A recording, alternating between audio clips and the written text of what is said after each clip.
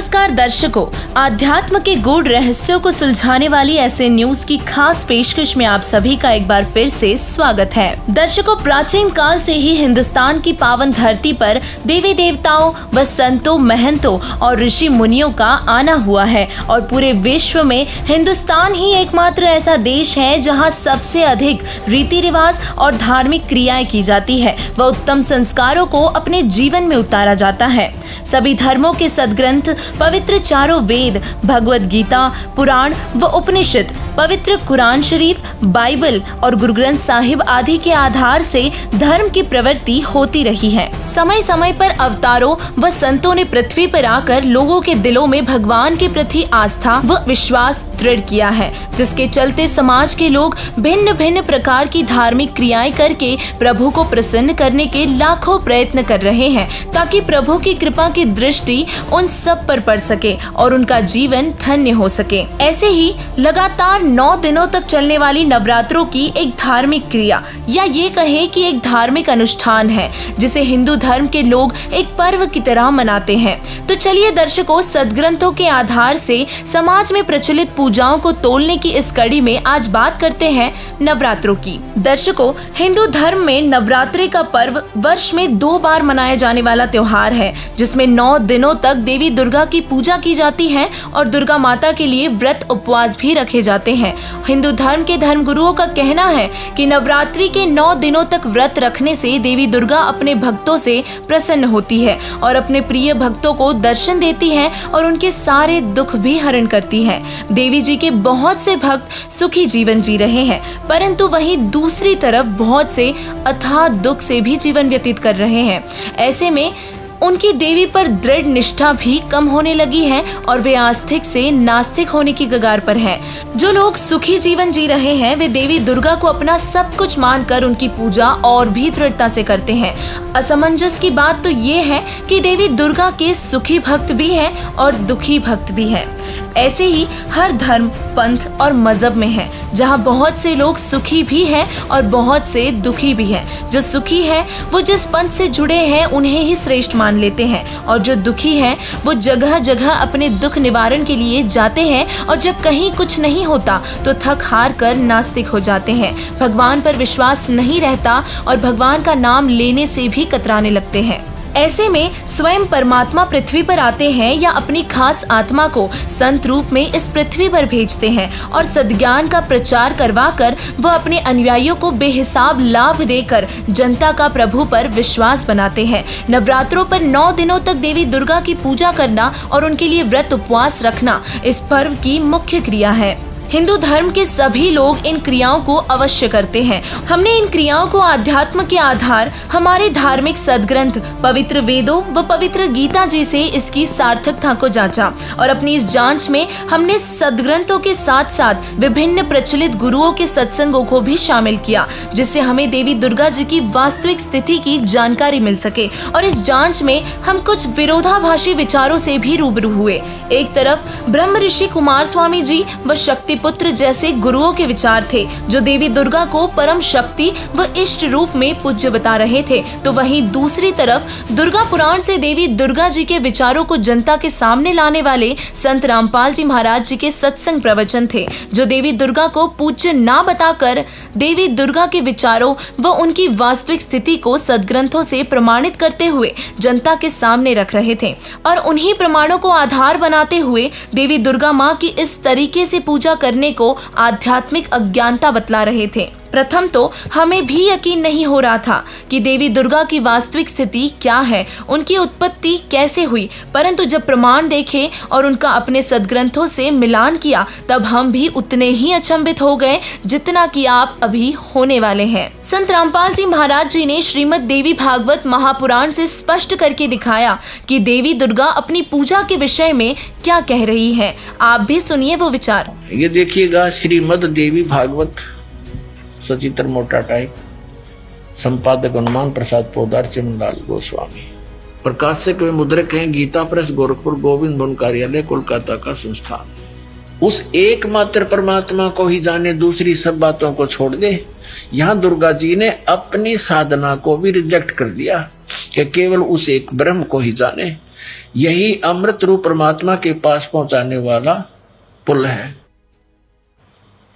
यहां देखो, इस आत्मा का ओम के जप के साथ ध्यान करो, इससे अज्ञान में अंधकार से सर्वथा परे और संसार समुद्र से उस पार जो ब्रह्म है उसको पा जाओगे, तुम्हारा कल्याण हो। ब्रह्म ओम ब्रह्म का जाप है, और इसी ब्रह्म को ये कभी तो अक्षर ब्रह्म कह रही है, यहां भी अक्षर ब्रह्म कहा है। तो इसे सिद्ध है कि ये कितनी विद्वान है, और इसने कहा कि इस ब्रह्म की पूजा करो और सबकी पूजा छोड़ दो। और वो ब्रह्म कहाँ रहता है? उसका ओम नाम है।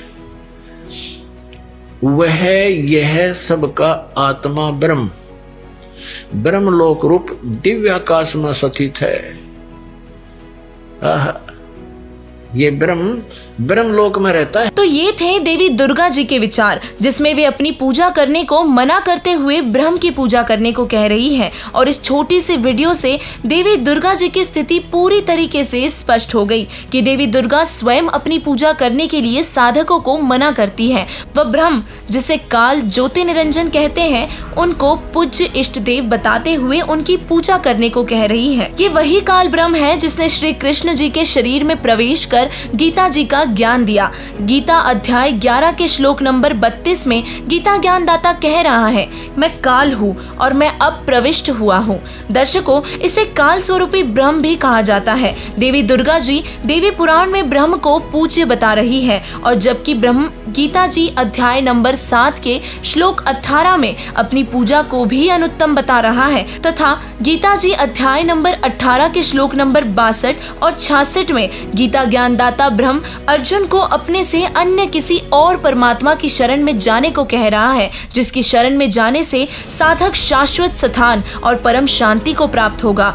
देवी पुराण और गीता जी से स्पष्ट हुआ कि देवी दुर्गा की पूजा करना व्यर्थ है। दर्शकों, इसके बाद जब हमने वेदों को जांचा, लेकिन वेदों में भी हमें ऐसा कोई प्रमाण नहीं मिला जहां देवी दुर्गा जी की पूजा का समर्थन मिलता हो। वेदों में पूर्ण परमात्मा की महिमा लिखी हुई है, जिससे स्पष्ट होता है कि पूर्ण परमात्मा की भक्ति करने से ही लाभ मिलेगा। वेदों में कहीं भी माता दुर्गा की पूजा का समर्थन नहीं मिला, जिससे ये सिद्ध होता है कि दुर्गा माता की पूजा करना शास्त्र विरुद्ध होने से व्यर्थ है। इसके अलावा जो लोग नवरात्रि या कोई और भी व्रत रखते हैं, उनके लिए श्रीमद् भगवत गीता जी के अध्याय 6 के श्लोक 16 में ये प्रमाण भी मिलता है कि व्रत करने वाले की योग साधना कभी सफल नहीं हो सकती, उनकी गति संभव नहीं है। और इसीलिए देवी दुर्गा जी की पूजा न करके शास्त्रों के अनुसार अपनी भक्ति साधना करना उत्तम है, जिससे देवी माँ प्रसन्न होती है। और वर्तमान में वो वास्तविक मंत्र केवल संत रामपाल जी महाराज जी ही प्रदान कर रहे हैं,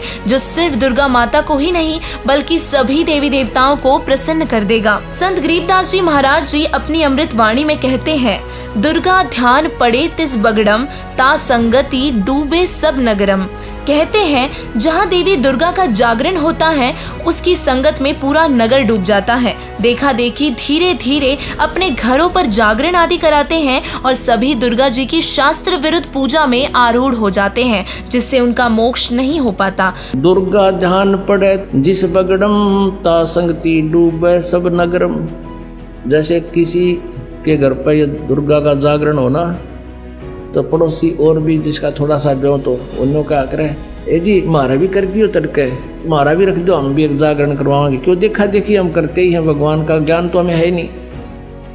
और उनके सुरीली आवाज, बड़े गाने बजाने, सब तरह के अट्रैक्शन होता है। अब वहाँ क्या था, एक बार इस दास को भी अवसर मिला एक जागरण की थोड़ी सी झलक देखने का। जब नाम ले लिया था, ज्ञान हो गया था। एक भक्त हमारा, तो थोड़े से भगते उसके घर पे गया हुआ था शाम को। फिर वो थोड़ी देर पाछा उनके वो ढोलक से बाजन लगे। मैंने पूछा ये क्या हो रहा है? कि दुर्गा का जागरण होगा यहाँ पे। हम दोनों चल पड़े, पैदल आ रहे थे, तो देखा उसके साथ में टेंट ला रखे घर के आंगन में, और वहाँ दुर्गा का वो जागरण शुरू हो रहा।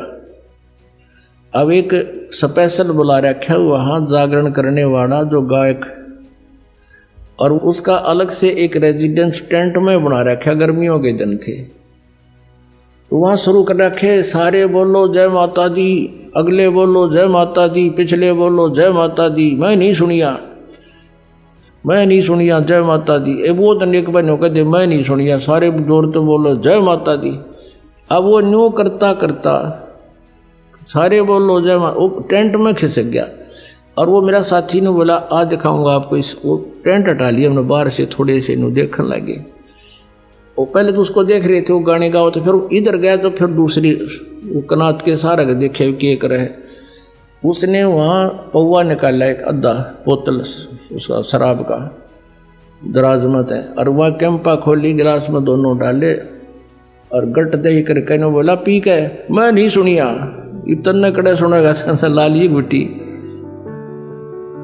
मैं नहीं सुनिया, सारे बोलो तेरा गजब भैया। अब परमात्मा कहते हैं दुर्गा ध्यान पड़े तिस बगड़म, ता संगति डूबे सब नगरम। प्रिय दर्शकों, आज के अंक में हमने पाया कि देवी दुर्गा जी की पूजा नवरात्रि आदि के लिए ना तो हमारे धार्मिक सदग्रंथों से कोई समर्थन मिलता है व ना ही परमात्मा प्राप्त संतों की वाणियों से, और देवी पुराण में भी देवी दुर्गा अपनी पूजा करने को मना कर रही है। तो फिर नवरात्रि आदि करना अपना मानव जीवन बर्बाद करना ही है। अतः आप सभी से करबद्ध प्रार्थना है कि वास्तविक पूजा की जानकारी प्राप्त करने व शास्त्र अनुसार भक्ति की जानकारी पाने के लिए पूर्ण गुरु जगत गुरु तत्वदर्शी संत रामपाल जी महाराज जी के सत्संग अवश्य सुने व उन पर अमल करके अपना जीवन धन्य करें।